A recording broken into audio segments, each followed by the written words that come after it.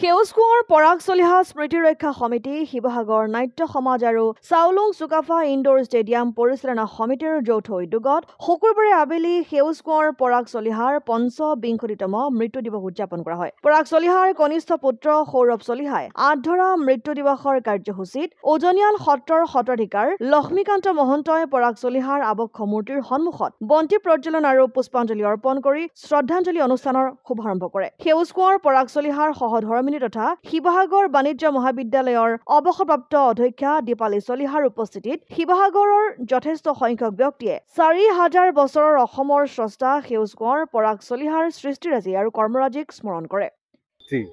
সেউজ কোঁৱৰ পৰাগ চলিহাদেৱৰ মহাপ্ৰয়াণ ঘটা ২৫ বছৰ হ'ল।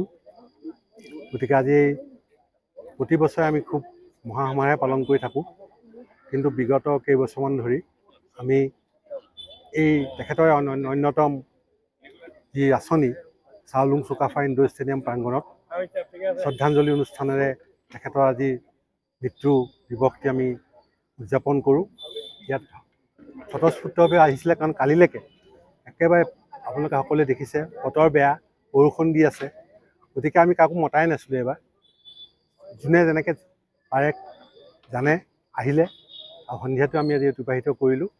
আজি যিহেতু আপোনালোকক এটা কথাই আজিৰ এই ৫৫তম মৃত্যু দিৱসত জনাব খুজিছোঁ যে আমি শিৱসাগৰৰ যিখিনি বিভিন্ন শ্ৰেণীৰ ব্যক্তি আছে, সকলোৱে এটা পৰিয়ালৰে থাকি আমাৰ পিতৃক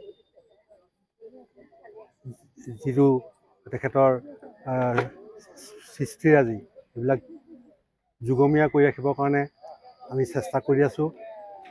আৰু আপোনালোকক এইখিনিতে আজি আমি জনাওঁ যে আচলতে আজিয়ে আমাৰ ইচ্ছা আছিলে, কিন্তু নোৱাৰিলোঁ। আমাৰ ইচ্ছা থাকিলেও নোৱাৰোঁ। আপোনালোকে ইতিমধ্যে গম পাইছে যে আমাৰ আধুনিকীকৰণৰ দ্বাৰা নিৰ্মাণ হৈ থকা শিৱসাগৰ ঐতিহ্যমণ্ডিত নাট্য মন্দিৰটি আমি আজি ভাবিছিলোঁ নহ'লেগৈ, কৰিবলৈ নোৱাৰিলোঁ বিভিন্ন কাৰণত, কিন্তু অতি সোনকালে আমি আজি অন্ততঃ দেউতাৰ মৃত্যু দিৱসৰ দিনা আমি অৱগত কৰিছোঁ যে আমি খুব বেছিকৈ ধৰিছোঁ ২ মাহ, আগষ্ট মাহৰ ভিতৰত আমি সম্পূৰ্ণ কৰি আমি ইয়াত মহাসমাৰোহে অসমৰ মাননীয় মুখ্যমন্ত্ৰী ডক্টৰ হিমন্ত বিশ্ব শৰ্মা দেৱে বহুত জীৱনৰ কাৰণে আগবঢ়া আমি গৈছোঁ, প্ৰচেষ্টা আমি তেনেকৈ আগবাঢ়িব লৈছোঁ।